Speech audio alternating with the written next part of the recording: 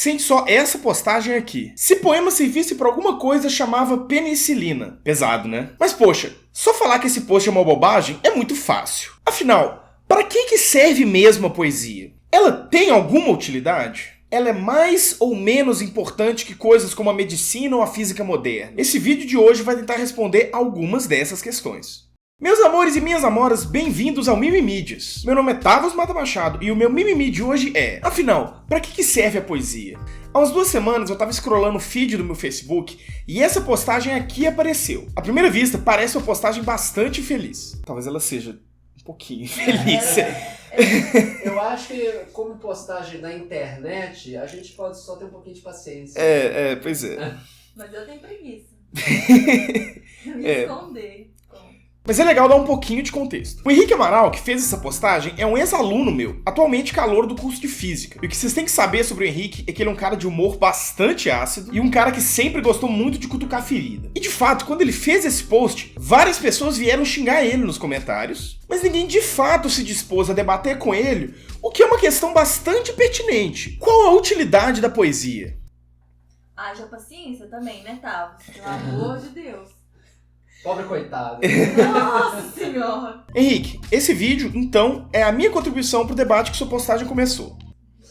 O Henrique, ele é muito legal, velho. Ele é um aluno muito bonzinho, tipo, de verdade. Então eu quero começar esse vídeo com um argumento meio anedótico. Pra que serve um belo petit gâteau, quentinho, recém-saído do forno, com uma bola de sorvete artesanal, a calda escorrendo pelo prato afora? Digo, o objetivo da gente ingerir alimentos é repor os nutrientes que o nosso corpo precisa. O que tem de bom num petit gâteau que você não consegue numa vitamina de banana com leite? Ingerindo menos gordura, gastando menos dinheiro e dá até menos trabalho de fazer. Aquele argumento de, vai tudo misturar no estômago mesmo.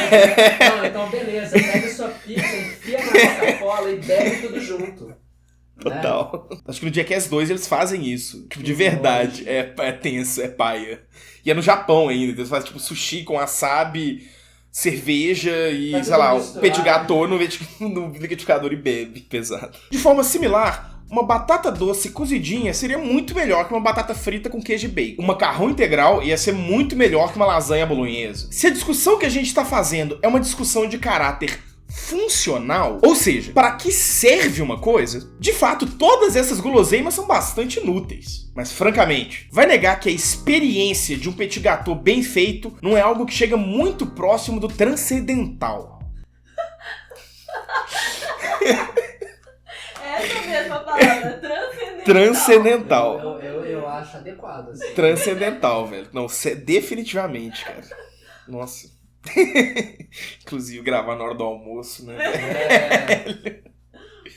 Eu acho que eu escrevi esse roteiro com fome, velho. Tipo, sério, eu acho que quando eu escrevi eu tava com fome. A cara passa só de um roteiro, só descrevendo comigo.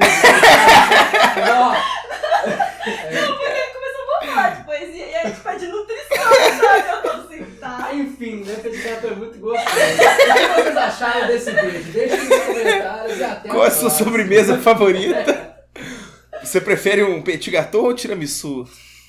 Então eu sinto que quando a gente leva algumas discussões para esse campo da função, do servir para alguma coisa, a gente acaba empobrecendo o debate. A verdade é que é muito difícil reduzir toda a imensidão da experiência humana a uma discussão de caráter puramente de utilidade. Se a gente só fizesse o que é útil, talvez a gente nem teria uma civilização humana para estar aqui agora. O pessoal fala, inclusive, assim, né? Tem um argumento que eu não faço ideia da fonte, bom destacar isso, de que a ideia é que tem a fogueira, né? Que aí a gente começa a desenvolver cultura e tudo mais, e a partir do momento que a gente tem fogo e tempo à noite pra poder conversar. Bater papo, né? Isso é muito louco. Eu não queria partir, então, essa discussão desse lugar da utilidade. Eu acho que a poesia tem que ser pensada muito mais a partir do lugar da fruição. Você sabe o que é fruição? Bom, essa palavra vai surgir lá com Santo Agostinho, no século IV d.C. O Santo Agostinho propunha uma oposição entre duas formas do homem interagir com o seu ambiente e com Deus. Uti e frui, ou usar e fruir. Fruir era, então, para o Santo Agostinho, aderir a alguma coisa por ela própria. Ou seja, quando a essência de alguma coisa justifica você fazê-la. Fruir é desfrutar prazerosamente de algo. Quando você resolve não assistir a todos os episódios de uma série de uma vez, para ela poder durar mais, você tá fruindo aquela série. Quando você para numa página dupla de um quadrinho pra parar pra prestar atenção nos detalhes daquele desenho, você tá fruindo aquela HQ. Quando você guarda a última garfada de filé mignon pro final, você tá fruindo aquele almoço. Ô, velho, eu tô com muita fome. Nossa. Você gastar um tempo maior no consumo dessas coisas não serve pra nada. Não é útil, pra pensar de novo aqui na oposição que o Santo Agostinho propõe. Ou seja, não necessariamente te ajuda a atingir um objetivo específico, mas várias vezes o prazer que você tem ao consumir aquilo é potencializado. É desse lugar que eu quero partir pra gente poder pensar a poesia. Eu sinto que pensar a poesia a partir desse lugar da funcionalidade, do útil, esvazia tudo que tem de mais gostoso num poema. A poesia é feita para ser fruída, para ser prazerosa, para ser aproveitada. Várias vezes as pessoas não entendem isso. E eu acredito que essa incompreensão é fruto, várias vezes, da forma que essas pessoas são apresentadas à poesia, especialmente nas escolas. Muito devido ao estatuto da literatura como uma arte elevada, ou seja, uma arte que tem um prestígio social maior do que o cinema ou do que os videogames, por exemplo, crianças e jovens são pressionadas a lerem poesia, porque aquilo vai dar cultura para eles. Mas é justamente essa relação funcional que várias vezes vai arruinar a poesia para as pessoas. Ler um poema do João Cabral de Melo Neto para responder uma questão de Enem, onde você tem uma média de 5 minutos para ler o texto, interpretar a pergunta e responder, é um verdadeiro crime contra a literatura. A reclamação do seu aluno vem desse caso específico? Ou? Não, é uma reclamação minha. Quando eu tava eu tava corrigindo um simulado de Enem, na verdade. E era questões de Enems passados. E aí tinha uma questão de um poema sensacional, que eu fui corrigir a questão com eles. Eu fiquei 40 minutos na questão. E os meninos, explicando, destrinchei o poema. E no final os meninos, nossa, esse poema é muito doido. Eu não tinha sacado isso. Nossa, a poesia é muito legal e tal. E eu ficando mó, tipo, nossa, que massa, né? Os meninos estão gostando de poesia e tal. Só que aí, no final, um menino levanta a mão. Professor, tipo, muito massa e tal. Mas como que a gente vai fazer isso em 5 minutos durante a prova? Então, o Enem é um câncer. Tipo assim, é isso. É difícil. Você arranca todo o prazer que podia ser desprendido daquela experiência e transforma ela em algo meramente funcional e objetivo. Você tem que ler esse poema e responder uma pergunta em 5 minutos para passar nessa prova e ser alguém na vida. De fato, é muito difícil você ter uma experiência prazerosa com um poema dentro de um contexto desses.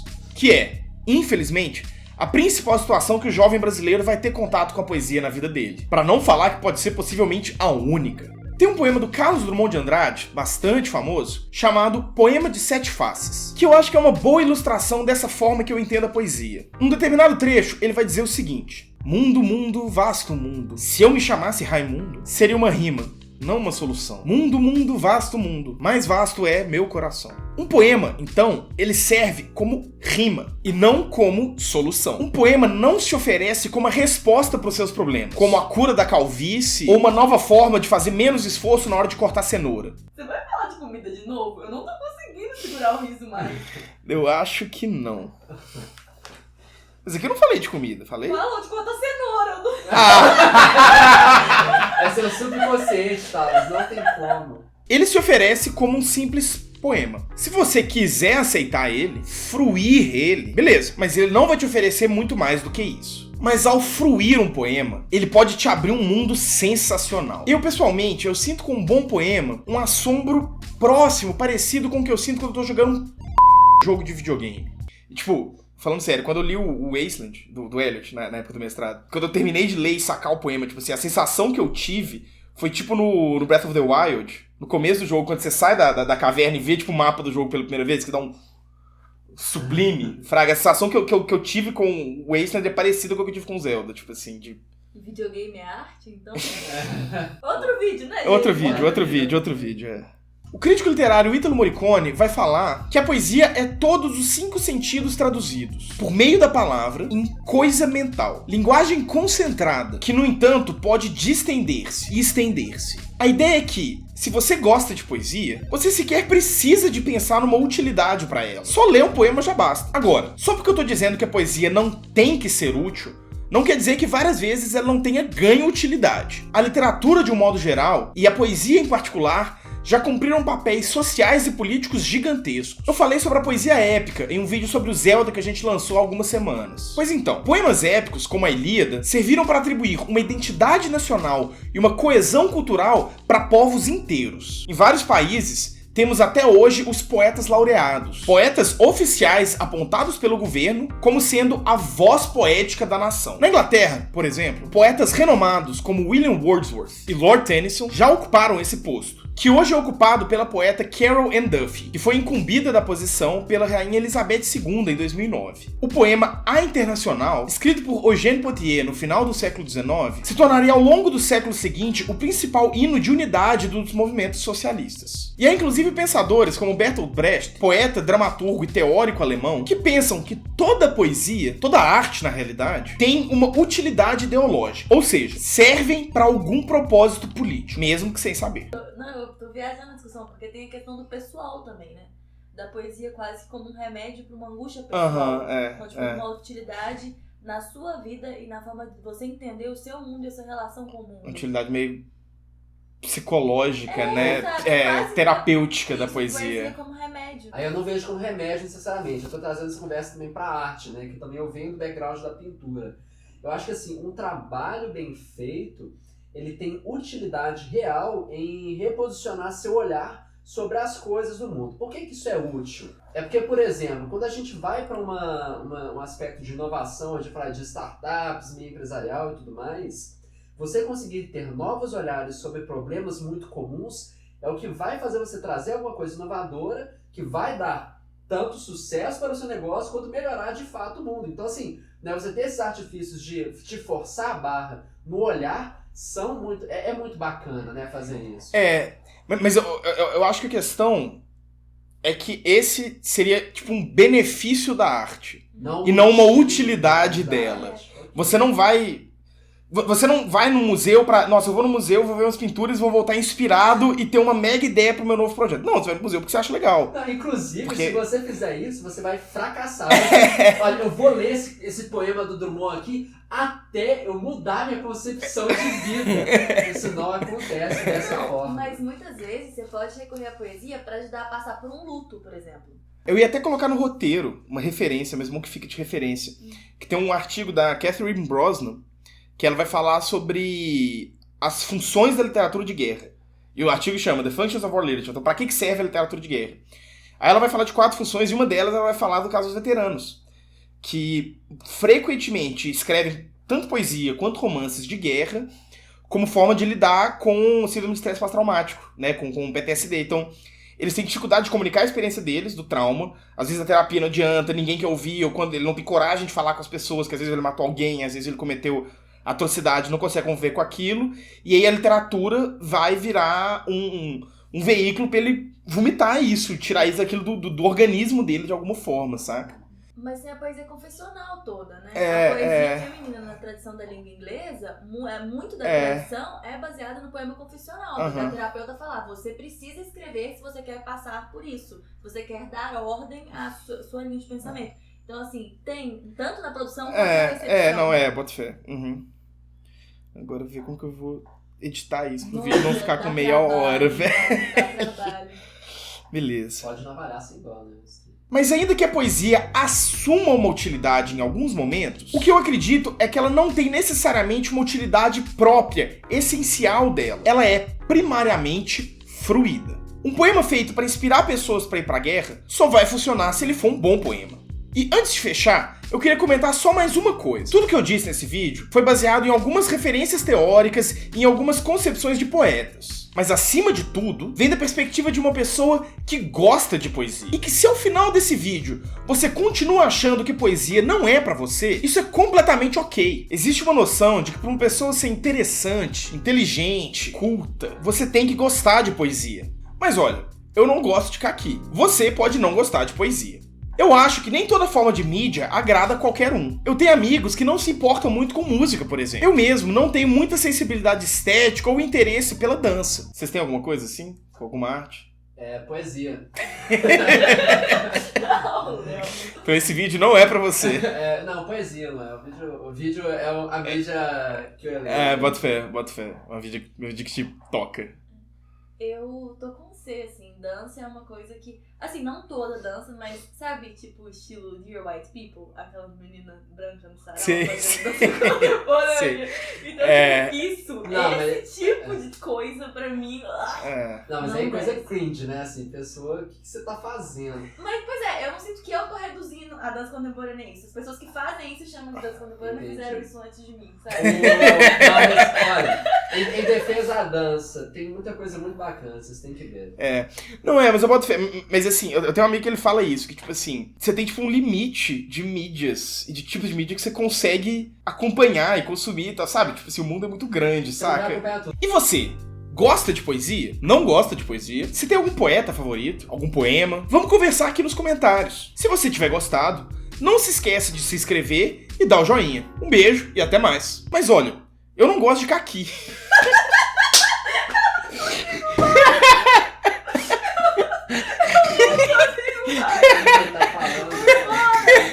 Eu nem lembrava que não tinha. Aqui no meio da parada. Tá insustentável. O desenho tinha que ter sido um PF, né? Exatamente. PF igual a poesia Feita. Não tô entendendo. Poesia fruída. PF. Poesia fluida.